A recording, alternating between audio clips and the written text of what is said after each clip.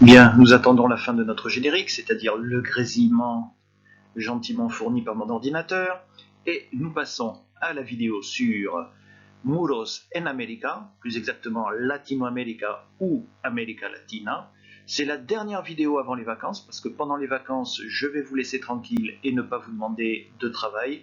Vous surveillez quand même la chaîne YouTube, parce que probablement je vais poster une vidéo dès que je pourrai pour le concours sur les pyramides Maya et Minecraft. Pour l'instant, je ne vous donne pas plus de détails et on passe à la suite du cours avec un nouveau grésillement normalement. Ah non, numéro 10, ah j'ai oublié de dire. Oui, vidéo numéro 10, bien sûr. Donc le grésillement, c'est maintenant. Bien, donc là, ce sont les cours à faire à partir du jeudi 16. Mais alors, on a un problème, c'est que si vous êtes le jeudi 16, probablement vous n'avez pas vu la vidéo encore sur la chaîne, tout simplement parce qu'il me faut extrêmement longtemps, même en qualité réduite, pour exporter mes vidéos sur YouTube. Pour 3 vidéos, il me faut pratiquement une journée complète. Donc je pense que je vais faire ça vendredi matin, très tôt. C'est là encore qu'Internet marche le mieux, en croisant les doigts pour que j'ai une connexion suffisamment bonne pour pouvoir tout exporter en 1h30. Ouais, ce serait très optimiste. Bien, allez, on va commencer tout de suite avec la correction des questions de la dernière fois et je vais faire apparaître la première question à laquelle vous avez dû répondre. Non, je l'ai mal placé, mais non, je ne l'ai pas mal placé.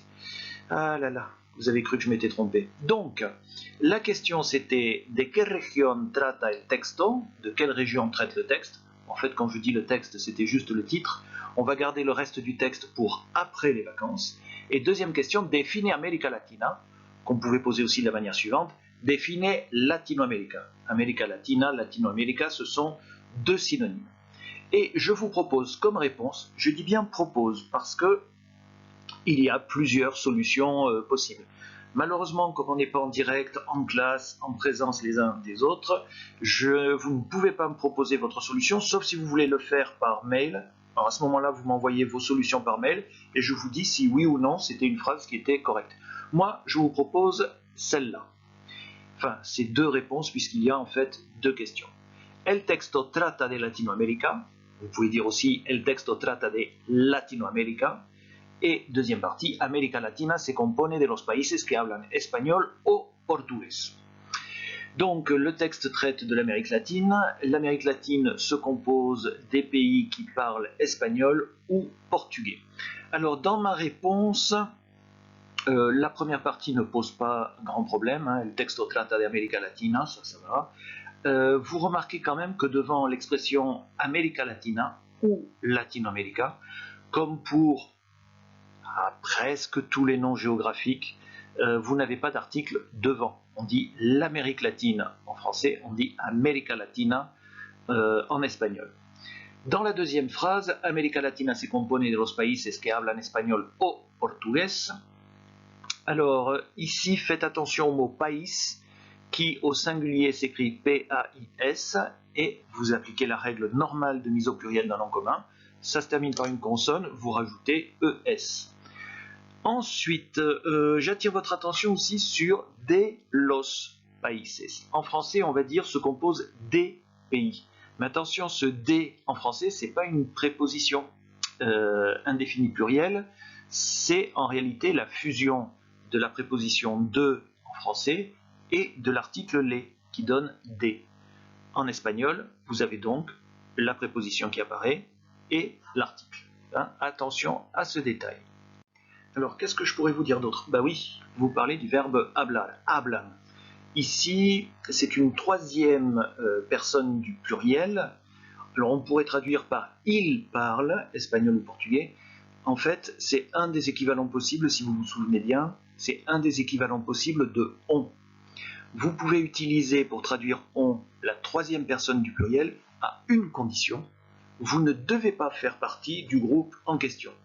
Comme vous n'êtes pas latino-américain, je pense, vous pouvez considérer que la troisième personne du pluriel est un équivalent de on. Espagnol, vous faites attention à l'orthographe. Hein. Le son mieux en espagnol ne se rend pas avec les lettres G, N collées, mais avec le N surmonté d'un tilde. Et j'attire votre attention sur O, qui veut dire ou, au sens de ou bien. Et on passe à la question suivante, que j'ai mal placée. Mais non, je ne l'ai pas mal placée. Allez. Donc, deux questions. ¿Qué es una clase social? ¿Qué problema existe? Alors, vous faites attention déjà, classé, hein, il y a un seul S. Le mot ressemble tellement au français que vous risquez de vous tromper au niveau de l'orthographe. Et la réponse que je propose... Les réponses que je propose: los ricos y los pobres son dos clases sociales, existe desigualdad entre ellas. Alors, une classe sociale, vous êtes en troisième, en espagnol, il ne faut pas vous lancer dans des définitions trop compliquées, trop complexes.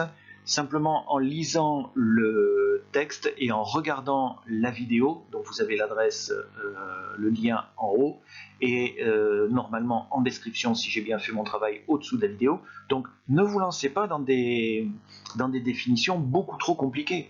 Ça n'est pas possible. Dans le texte lui-même et dans la vidéo elle-même, on voit qu'ils ont beaucoup simplifié les choses et qu'ils divisent la société en riches et pauvres.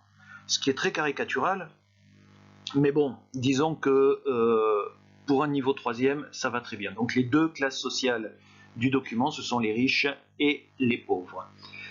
Ensuite, la deuxième réponse qui est en violet: quel problème existe? Quel problème existe? C'est dit dans le titre, hein, existe desigualdad entre ellas. Eh bien, il existe de l'inégalité entre elles. Alors, en espagnol, je vous le répète souvent, hein, de quelque chose.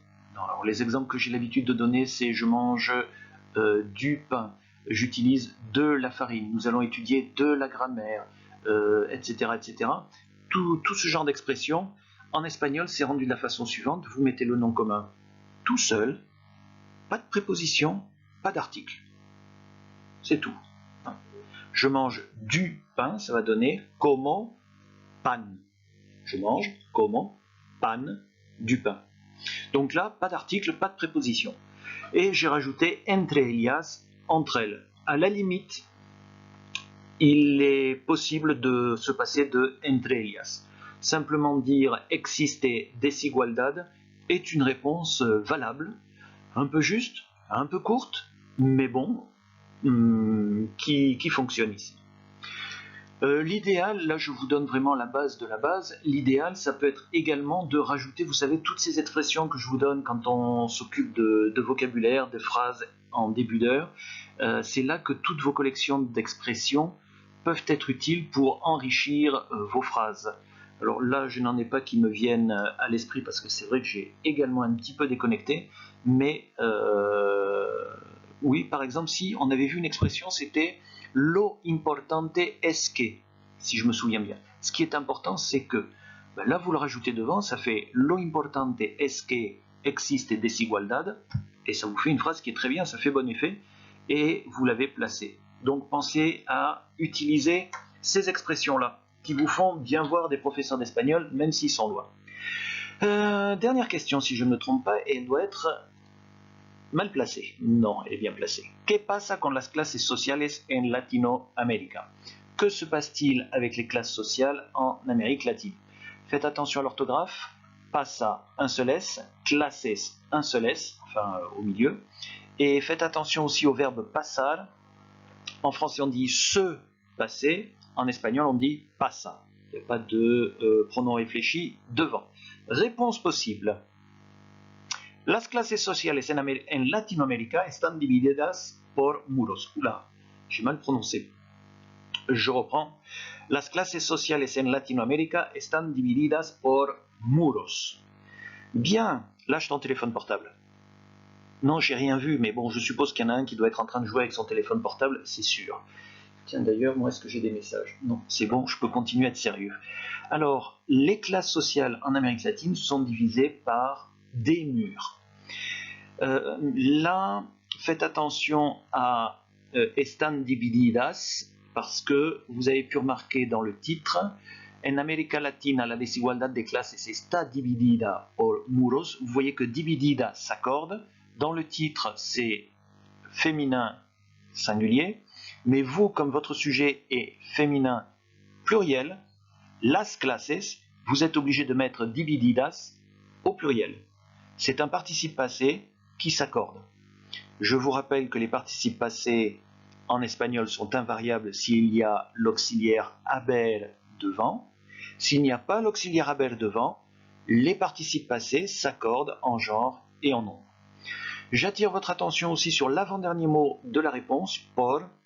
Je vous ai donné une petite astuce. C'est pas une règle de grammaire, c'est une astuce pour s'en sortir sans trop se casser la tête. Et oui, sans trop se casser la tête. Parce que la règle là-dessus existe, mais elle est compliquée. Quand vous voulez traduire par en espagnol, fiez-vous au nombre de lettres, pas à la ressemblance des lettres, en particulier des voyelles. Donc par, P-A-R, 3 lettres, vous le traduisez avec por, 3 lettres. Pour, qui s'écrit avec 4 lettres en français, doit être traduite avec 4 lettres en espagnol, para. Donc je répète, par se traduit avec por, pour se traduit avec para.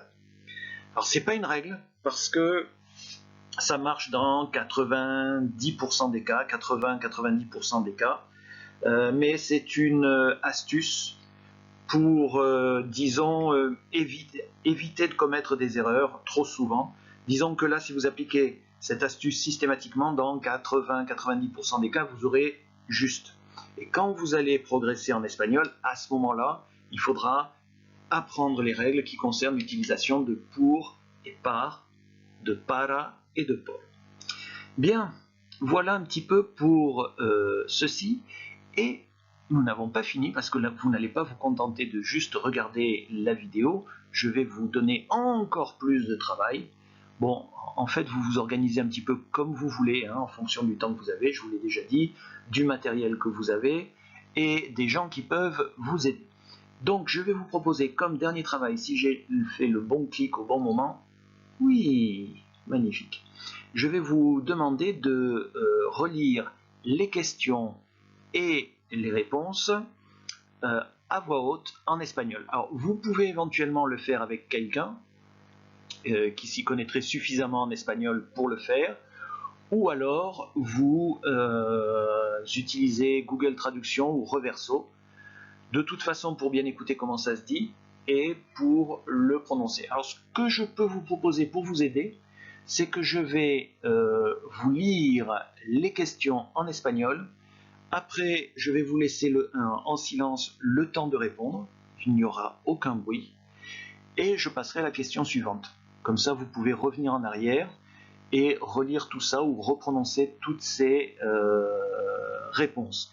Alors, le but, c'est que vous arriviez à lire sans hésitation et sans faute. Donc, vous pouvez faire une pause ici et reprendre après. Je vais commencer par vous lire les questions.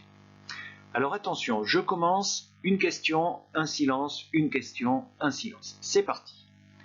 ¿De qué región trata el texto? ¿Define América Latina o América Latina? À vous.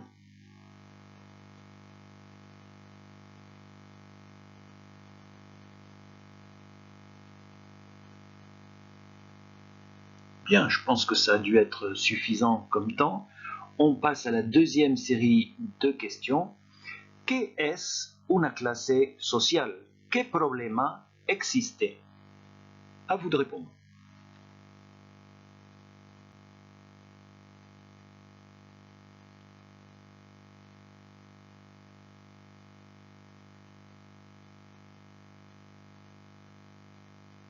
Bien, normalement ça a dû suffire. On passe à la dernière question.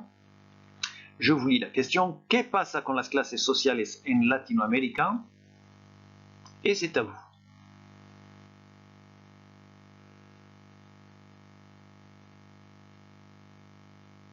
Bien, alors maintenant on va inverser, c'est-à-dire que vous allez poser les questions. Alors quand il y a deux questions à la suite, vous posez les deux questions à la suite, et moi je vous lis la réponse. Et une fois qu'on aura fait cet exercice-là, vous pouvez recommencer en ayant bien écouté comment on prononçait tout. Allez, c'est parti, vous me posez les deux premières questions de la première ligne en rouge.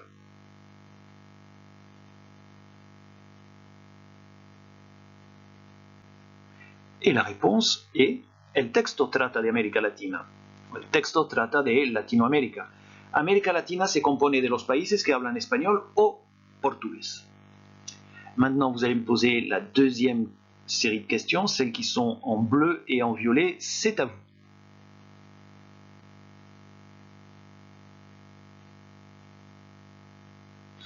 Et la réponse est los ricos y los pobres son dos clases sociales. Existe desigualdad entre ellas. Bien, maintenant vous me posez la dernière question, celle qui est en vert, c'est à vous.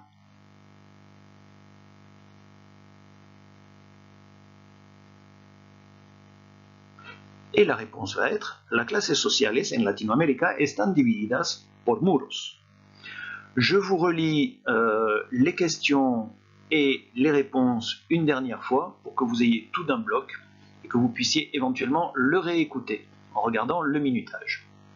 Allez, c'est parti. ¿De qué región trata el texto? Define América Latina, define Latinoamérica. El texto trata de América Latina, el texto trata de Latinoamérica. América Latina se compone de los países que hablan español o portugués. ¿Qué es una clase social? ¿Qué problema existe? Los ricos y los pobres son dos clases sociales. Existe desigualdad entre ellas. ¿Qué pasa con las clases sociales en Latinoamérica? Las clases sociales en Latinoamérica están divididas por muros. Bien, donc voilà pour ceci. Je vous signale que déjà, avec ce simple titre que nous avons étudié en 4 questions, eh bien, vous avez déjà appris pas mal de choses, bien qu'en Amérique latine, il existe des inégalités entre riches et pauvres. Ça doit être des inégalités assez importantes pour qu'on en parle.